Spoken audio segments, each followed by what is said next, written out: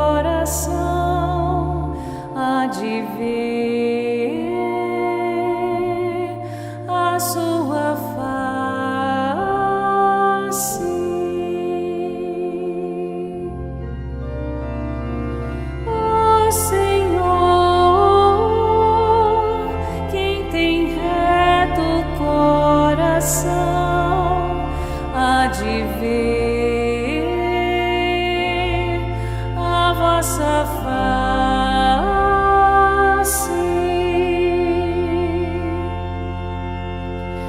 Deus está no seu templo santo e no céu tem o seu trono. Volta os olhos para o mundo, seu olhar penetra os homens. Ó Senhor, quem tem reto coração há de ver a vossa face.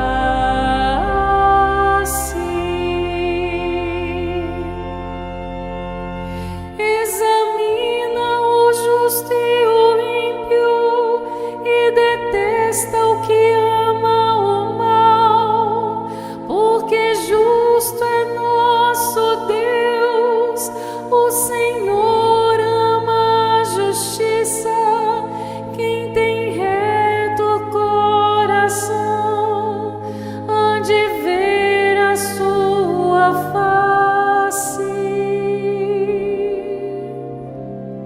Ó Senhor, quem tem reto coração há de ver a vossa face.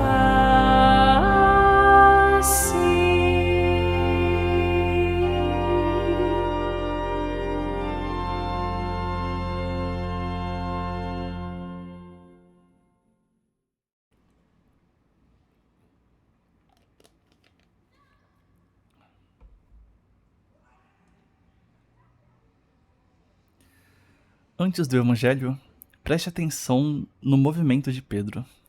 Ele tinha acabado de receber Cristo, o chamando ao seguimento, mas olhou para o caminho de João. E talvez essa seja também a nossa tentação: olhar demais para a vida dos outros e pouco para a voz de Cristo. Proclamação do Evangelho de Jesus Cristo segundo João. Naquele tempo, Pedro virou-se e viu atrás de si aquele outro discípulo que Jesus amava, o mesmo que se reclinava sobre o peito de Jesus durante a ceia e lhe perguntara: Senhor, quem é que vai te entregar? Quando Pedro viu aquele discípulo, perguntou a Jesus: Senhor, o que vai ser deste? Jesus respondeu: Se eu quero que ele permaneça até que eu venha, o que te importa isso? Tu segue-me. Então, correu entre os discípulos a notícia de que aquele discípulo não morreria. Jesus não disse que ele não morreria, mas apenas: se eu quero que ele permaneça até que eu venha, que te importa? Este é o discípulo que dá testemunho dessas coisas e que as escreveu. E sabemos que o seu testemunho é verdadeiro. Jesus fez ainda muitas outras coisas, mas, se fossem escritas todas, penso que não caberia no mundo os livros que deveriam ser escritos. Agora, vamos para o sermão baseados nos comentários da Catena Áurea compilados por São Tomás de Aquino, conversando com toda a liturgia. Hoje, a palavra de Deus nos coloca diante de uma pergunta dura, talvez uma das mais incômodas para quem vive comparando a própria vida com as dos outros. Que te importa isso? Tu segue-me. Pedro acabara de ouvir de Cristo o anúncio de sua morte, depois de ter sido curado da tríplice negação por uma tríplice confissão de amor. Recebe a ordem final: segue-me. Mas ao virar-se, vê João, o discípulo amado, aquele que se reclinara sobre o peito do Senhor, e pergunta: Senhor, o que vai ser deste? A resposta de Jesus é direta, quase cortante: Se eu quero que ele permaneça até que eu venha, que te importa? Tu segue-me. E aqui começa a conversão que muitos de nós não aceitamos, porque é mais fácil perguntar sobre a vocação do outro do que obedecer à própria. É mais cômodo investigar o caminho alheio do que carregar a cruz que Cristo colocou diante de nós. Quantas vezes a alma se distrai assim? Por que ele sofre menos? Por que aquela pessoa recebeu mais? Porque Deus conduz o outro por um caminho diferente. Porque eu tenho algemas, enfermidades e humilhações, enquanto o outro parece repousar no peito de Cristo. Cristo responde: que te importa? Não no sentido de desprezo pelo irmão, mas como um remédio contra a curiosidade que nasce do orgulho. A caridade se preocupa com a salvação do outro. A comparação se alimenta da inquietação, da inveja e do desejo de controlar os desígnios de Deus. Pedro devia seguir.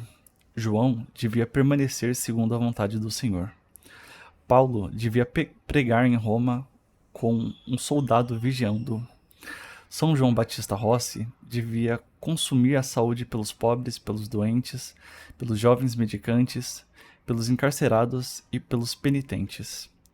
E você? Qual é o segue-me que você está tentando adiar olhando para a vida dos outros? Na primeira leitura, Paulo chega a Roma preso. Humanamente, isso parecia derrota.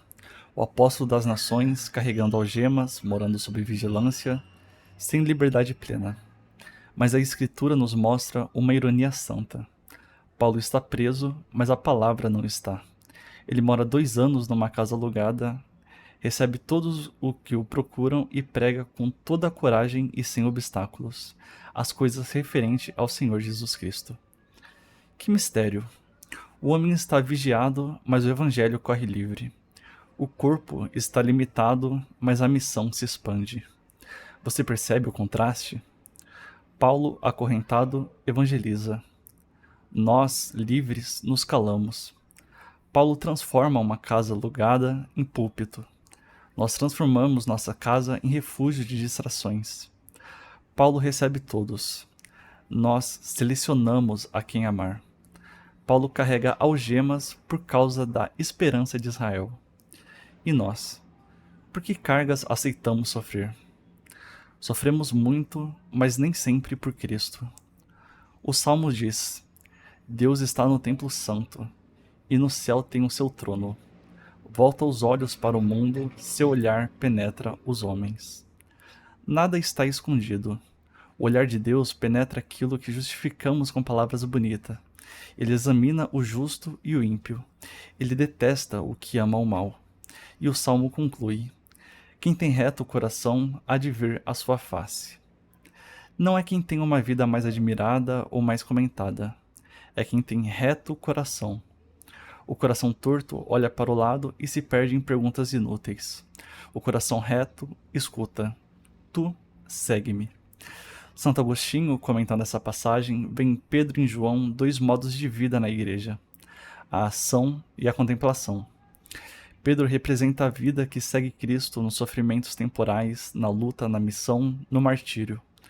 João representa a vida que permanece esperando a plena manifestação do Senhor, a contemplação que só será consumada quando Cristo vier.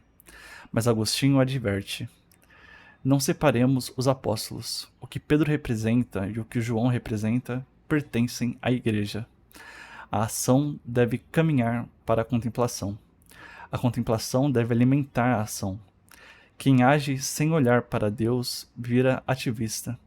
Quem contempla sem obedecer ao chamado concreto vira espectador espiritual. Cristo diz a Pedro: segue-me.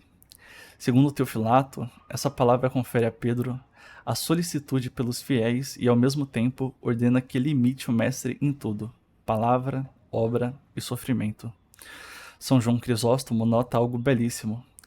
Pedro, que antes não ousara perguntar diretamente a Jesus e recorrer a João, agora fala com confiança. O que mudou? A misericórdia o restaurou. O homem que caiu não foi descartado, foi purificado. O medo deve tornar-se governo das almas. A presunção, missão humilde. E nós? Ainda achamos que nossas quedas são desculpa para a esterilidade? Pedro negou e depois apacentou. Paulo perseguiu e depois pregou.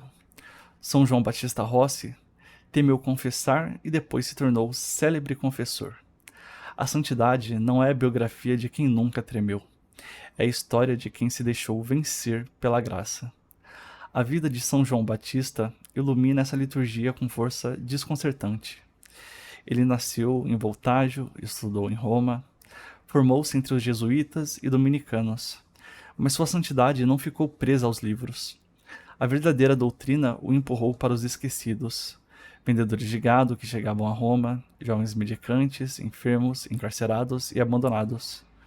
O excesso de serviço abalou sua saúde, trouxe epilepsia e grave doença nos olhos, mas não apagou seu zelo. Que contraste com a nossa fé calculada! Nós abandonamos a oração por um cansaço pequeno. Ele, doente, não abandonou o serviço. Ele transformou fragilidade em oferta. Mais tarde, vencendo o temor de confessar, tornou-se instrumento de reconciliação. Via no confessionário um caminho curto para o paraíso, porque ali podia conduzir as almas de volta a Deus. Eis uma frase que deveria nos perseguir: caminho curto para o paraíso. E nós tratamos a confissão como peso, como formalidade, como coisa para depois. Quantas almas vivem longe da graça não porque Deus fechou a porta, mas porque elas se acostumaram ao cheiro do pecado.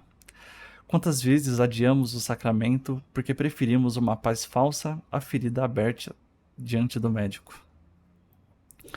João Batista pregava em igrejas, hospitais, prisões, quartéis e conventos. Não esperava um público ideal. Não escolhia apenas ambientes confortáveis. Ele entendeu que Cristo não disse: olha para João, mas segue-me. O evangelho de hoje, lido com sua vida, nos pergunta: você quer seguir Jesus ou apenas admirá-lo de longe? Quer servir as almas ou apenas comentar a decadência do mundo? Quer conduzir alguém ao confessionário ou prefere discutir religião sem tocar nas feridas reais? Há um perigo sutil na pergunta de Pedro: Senhor, e este? Ela pode parecer preocupação, mas pode esconder fuga. Muitas vezes falamos da igreja, dos santos, dos padres, dos movimentos, das falhas dos outros, para não responder ao chamado pessoal. O Senhor não permitiu que Pedro transformasse João em distração. Também não permitirá que você transforme o próximo em desculpa. Que te importa? Tu segue-me. E seguir Cristo nem sempre será o mesmo para todos. Pedro terá o caminho do martírio. João, segundo a tradição comentada, permanece como sinal da espera e da contemplação. Paulo pregará preso em Roma. São João Batista de Rossi será consumido entre confessionários e pobres. A unidade da igreja não é uniformidade de destino, mas obediência de cada membro à cabeça. O evangelho ainda corrige uma falsa interpretação. Espalhou-se entre os discípulos a notícia de que João não morreria.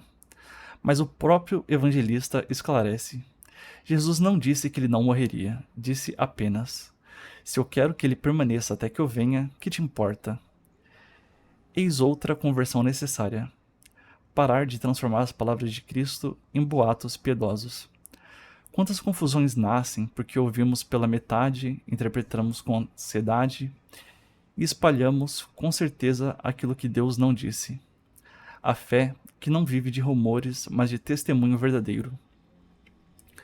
Por isso João afirma: esse é o discípulo que dá testemunho dessas coisas e que as escreveu, e sabemos que o seu testemunho é verdadeiro. Crisóstomo observa que João apela ao próprio testemunho porque esteve presente e escreve para dar peso à verdade recebida. A igreja não nos entrega mito, entrega testemunho. Não seguimos uma ideia vaga de Jesus. Seguimos aquele que agiu, chamou, corrigiu, perdoou, morreu, ressuscitou e continua conduzindo a igreja. Então vem aquela frase final gigantesca: Jesus fez ainda muitas outras coisas, mas se fossem escritas todas, penso que não caberiam no mundo os livros que deveriam ser escritos. Agostinho explica que se trata de uma hipérbole, não de engano. O mundo não é incapaz fisicamente de conter páginas, mas a capacidade dos leitores é pequena demais para abarcar tudo. Crisóstomo vê aí uma manifestação do poder de Cristo. Para ele, fazer obras maravilhosas é tão fácil quanto para nós falar delas, porque ele é Deus bendito sobre todos. Mas há algo que deve nos provocar. Se o mundo não poderia conter os livros das obras de Cristo, por que nossa vida espiritual cabe em tão pouco? Por que reduzimos Jesus a alguns hábitos mínimos, algumas orações apressadas, algumas práticas sem conversão? O Cristo, que não cabe nos livros, cabe no nosso domingo de qualquer jeito. O Senhor das obras incontáveis recebe de nós restos de atenção? O Deus cujo olhar penetra os homens encontra em nós um coração reto? A liturgia de hoje nos coloca entre três imagens: Paulo preso e livre na palavra, Pedro corrigido em sua curiosidade e chamado ao seguimento, João testemunha amado, sinal de contemplação, que espera a vida do Senhor.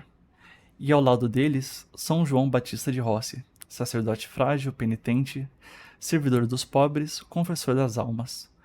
Tudo converge para uma ordem simples: deixa a contemplação, abandone a diferença, volte à graça e segue Cristo. Converta-se da curiosidade inútil. Converta-se da comparação que azeda a alma. Converta-se da desculpa que sua fraqueza o impede de servir. Converta-se da distância dos sacramentos. Volte à confissão. Procure o remédio enquanto ainda há tempo. Pare de viver como se Deus não examinasse seu coração. Ele examina, mas também cura. Ele vê o pecado escondido, mas também abre caminho curto para o paraíso. Ele permite algemas, mas não prende a palavra. Ele permite fragilidades, mas não retira a missão. Ele permite que Pedro pergunte errado, mas responde com a ordem certa: tu segue-me.